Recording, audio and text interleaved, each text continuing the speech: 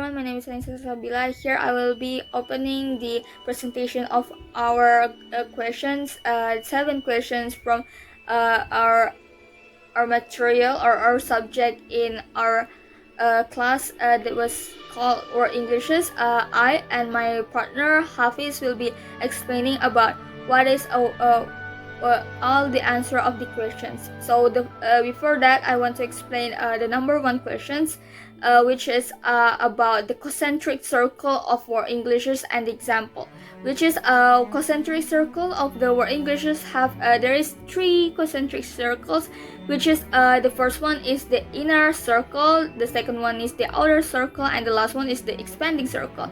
To make it simply, inner circle is the one that the inner circle is where the language was coming from their mother tongue or the native speaker, which is like for example the country for the example is like USA and UK or United States of America and United Kingdom. And the second one is the outer circle, which is this country it was using English just because of the colonializations, which is for example like Singapore, India, Zimbabwe, and the others, so on and so forth. This last one is about expanding circle. This expanding circle is all about the English as a foreign language for communication. For example, it was like China, Korean, Japan, and so on and so forth. Continuing to the second question, which is what is the background of classification in concentric circle, but that was proposed by Caro. To be honest, it's not only Caro, but there is another or some people that was proposing about the concentric circle in World Englishes.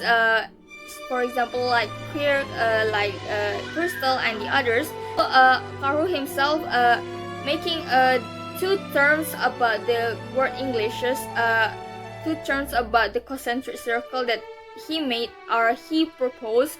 The first one is the dispersal, and the second one is the disporous. Which is the first one? The dispersal is it means something like the English was from someone who was migration to the north country, for example like Australia, America, and other countries. And the second one, the diasporas, which is these countries the more focusing on outer circle and expanding circle, which is the country itself using English since the colonization, while the other one that I just said is for the inner circle. That was the 2 terms that Caro was proposed. It's not only Caro that was proposed about the classification and the backgrounding of the World Englishes. There is Quirk at 1998, Snyder at 2011, and then Crystal 2007, and Mahbub 2009, and the others too.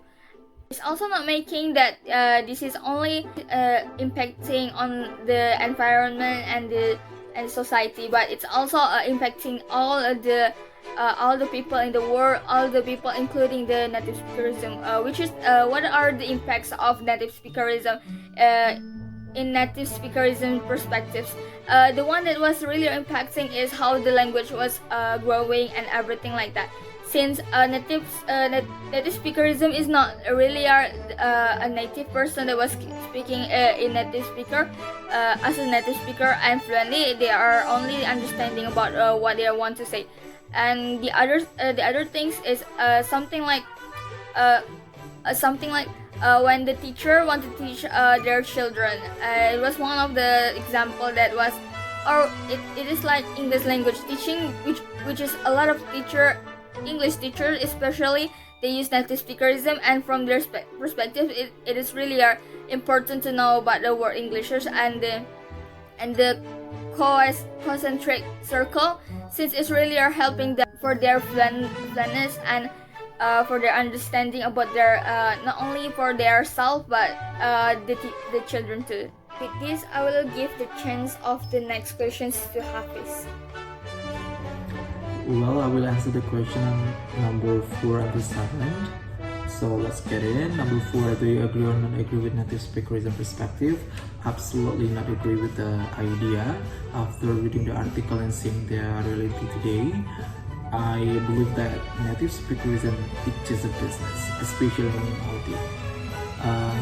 For me, in learning English, it's not only about how to talk just like a native or fluent in English, but it's more like understand what is being taught. So as well as we can read many articles and study that say actually native speaker are the worst communicator, and much of them are also bad at grammar. So there is no guarantee that native speaker are better in teaching English compared to the non-native speaker. So that's my answer for number 4. Number 5, in your poster that you sent via email to me, do you notice the case of mixing languages, English and Indonesian Mandarin? If it is used, why and for what purposes does English facilitate? Well, from my poster, yeah, there is a mixing language between English and Indonesia, and on my opinion, the reason is that first, because of some of the products, because the poster that I sent you is a product, most of them are the international products, so that's why the mixing between English and Indonesia, just to make sure that it's not Indonesian product, I guess. And the other reason is that by mixing between English and Indonesia, it increased the popularity and also the selling values. So when they put higher price to its product, to their product, the customer will not complain about it, because yeah, people will think that it is international product, so they're okay with that. That will be my answer for number 5. And also next is number 6. The question is, how do you compare the different factors that lead to the massive spread of English past and present? I think my answer will answer to the spread of English in Indonesia. Previously, from the past, there are colonialism, speaker migration, and new technology. My personal opinion that I think that we never really get colonized by the English speaking country, so it's not here, so Indonesia never experienced that. And also speaker migration, there is not much of the people from Western country also migration to Indonesia, so I don't think it happened also in Indonesia. Yet in new technology, I think the only spread in the past that happened to Indonesia is more in this new technology, because we also use radio at the time, and also television, computer, and so on. So from the past for the spread English in Indonesia, I think it's more on the new technology. And for the present, English is spread everywhere. It's crazy. The spread is crazy. Starting from the education, there are many schools that provide English, so bilingual school, I guess, and also popular music and movie as well. We can easily access the internet and listen to the English song, and then also English movie, and also many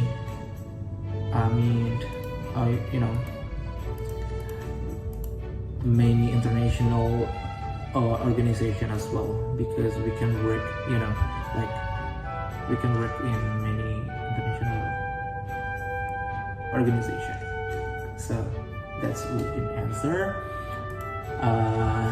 And the last is, future do you expect after learning English? Well, to be honest, I take English because I didn't pass the SBM at the end before, so I just want to continue my study, yet I don't know what else a subject to take, so I take English. That's the first reason. Yet after that, when I continue study here in UIB, I decided to take English again because I feel that learning English is also open my eyes wider to see the world in different perspective. I mean, maybe before I see the world in only as the Indonesian,